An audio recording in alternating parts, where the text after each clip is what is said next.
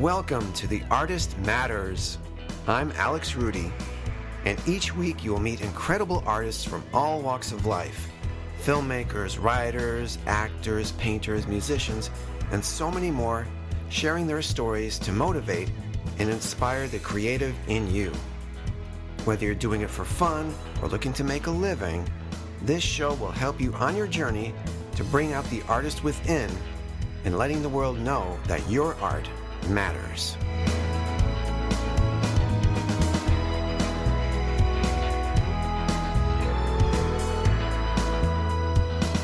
Hey, welcome back to The Artist Matters. I'm your host, Alex Rudy, and we got another guest coming at you.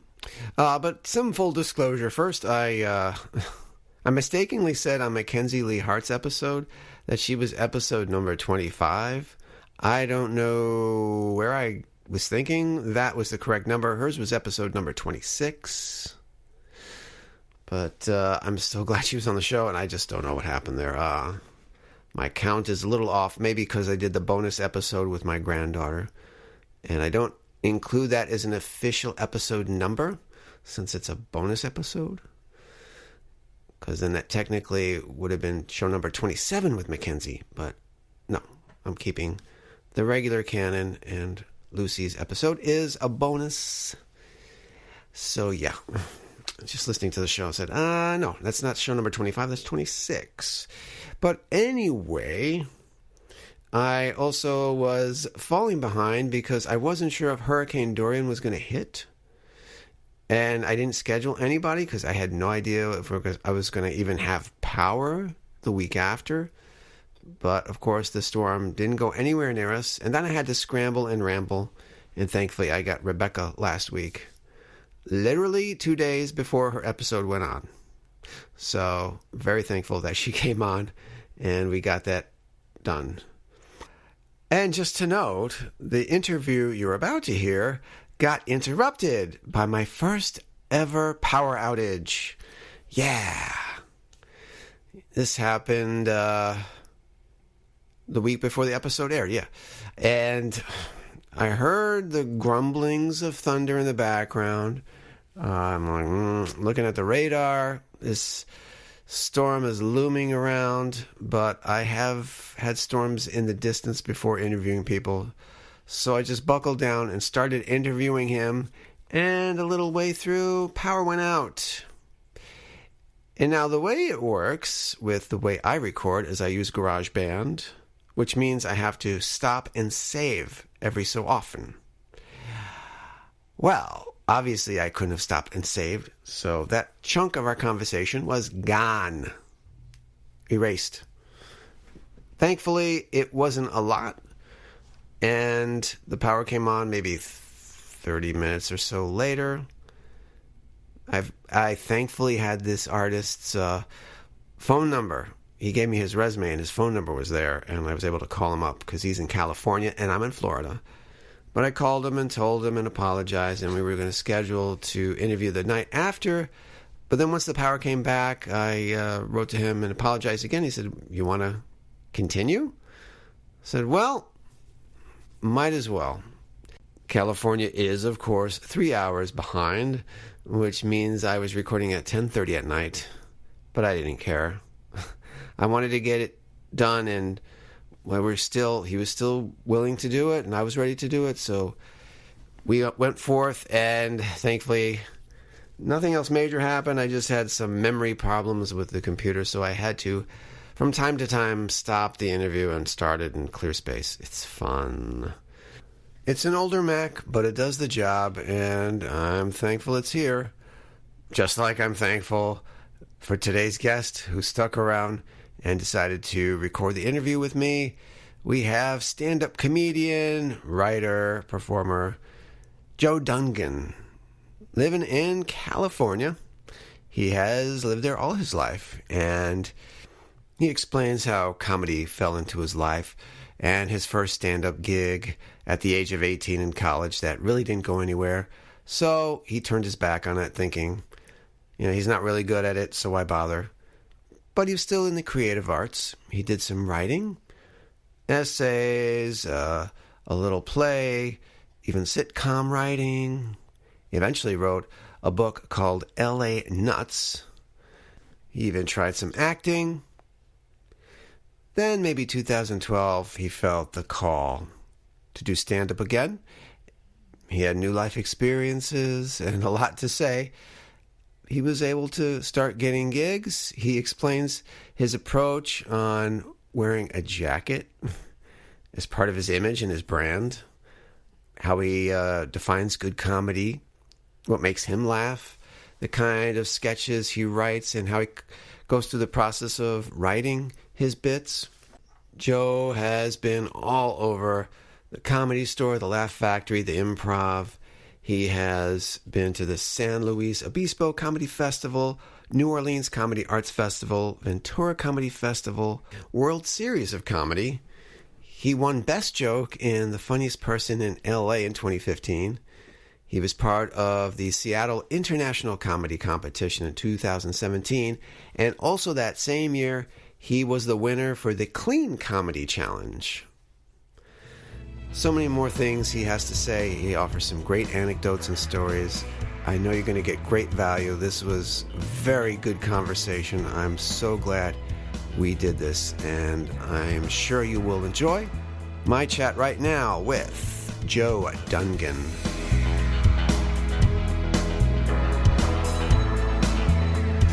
Welcome to the show, Joe. How you doing? I am doing fine. It's Los Angeles, so it's bloody hot, but we're used to it. And everybody's complaining about it, but we're used to that too. So I'm doing fine. Same down here in Florida.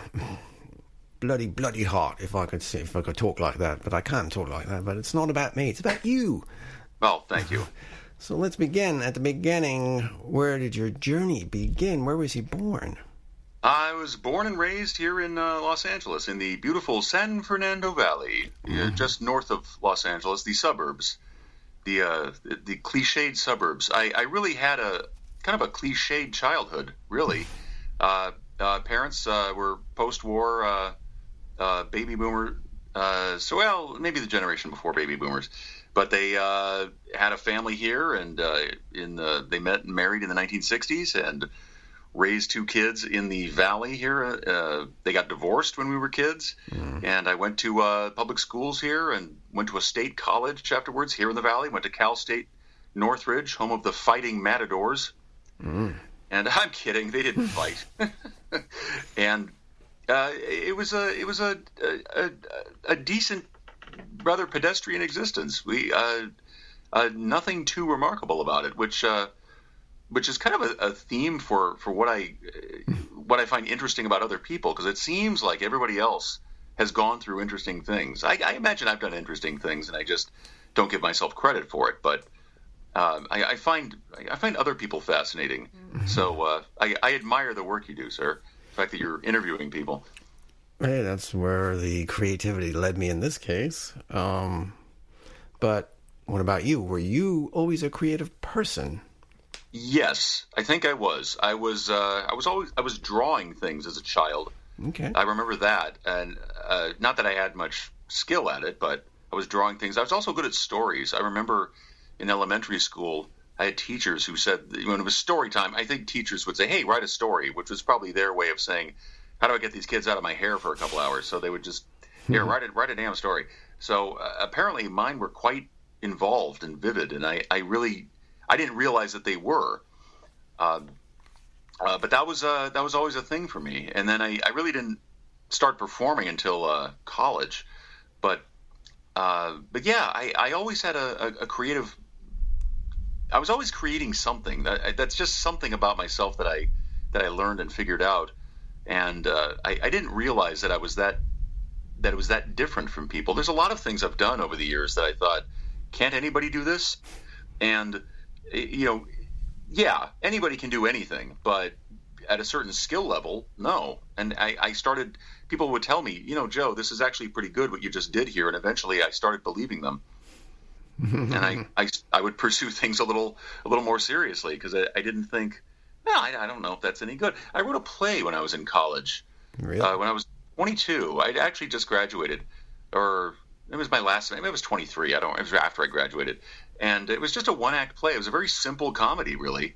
And a buddy of mine was a directing student at Cal State Northridge in the theater department, and I gave it to him, and he loved it. And he said, "I want to produce this." I said, "All right, fine, whatever." I just kind of shrugged. All right, if you think so. And everybody who saw it loved it. They thought it was just the funniest big mess of a show. And I thought, oh, all right. But it was my first play, so I thought, I don't know if I'm any good at this, because it was my first play. So I think that's one lesson also, is that it shouldn't be. It isn't always a struggle. Sometimes art is not a struggle. Sometimes you're just good at things. So accept it. When other people tell you you're good at something, believe them. Unless they want something from you. You have to be mindful of that. Los Angeles is filled with flattery. Dorothy Parker said this is the only business where people can die of encouragement. Which I was a clever quote. And if you've been in the entertainment industry, you know what she means. Everybody wants to see your next thing. I love it. What else do you have? Yeah, of course. Those are some early lessons there. So, Joe, how did comedy come into your life? Without asking, without permission. I think it was because I always felt like an outsider as a child. Despite what I said about my somewhat ordinary childhood, I never felt like I was a part of something. Now, if you're cool and you're an outsider, well then yeah, you want to be that. You want it that way. I didn't. Like a lot of, teenagers who are outsiders, you feel like there's something wrong with you. Mm-hmm. In that, I tried to find some sort of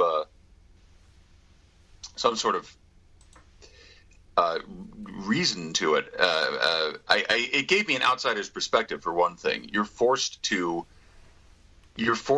analyze things in a way that cool kids don't have to do, because all they have to do is show up and life happens nicely for them. But when you're a weirdo, and I did feel like I was a weirdo, you don't have that. So, and I wanted to tear these people down. I wanted to tear everybody down. My joke is that, people in high school rebelled against things. I rebelled against rebels. I didn't like, what's wrong with you? Why are you this way? And I was always, fighting against the direction the wind was blowing. I was not happy with a lot of things, and that just carried over for a long time. But I started doing stand-up comedy when I was in college, and I was terrible at it. I didn't know what I was doing. As I like to say, I had no one to mentor me and no one to stop me. So I would go to open mics and just do these terrible jokes that I had over and over again, until one day I just gave up. I said, well, I don't know what I'm doing. This doesn't make any sense. So it wasn't long before I just stopped and swore it off, as a matter of fact. I didn't think I would ever do stand-up again. I just thought it was ridiculous.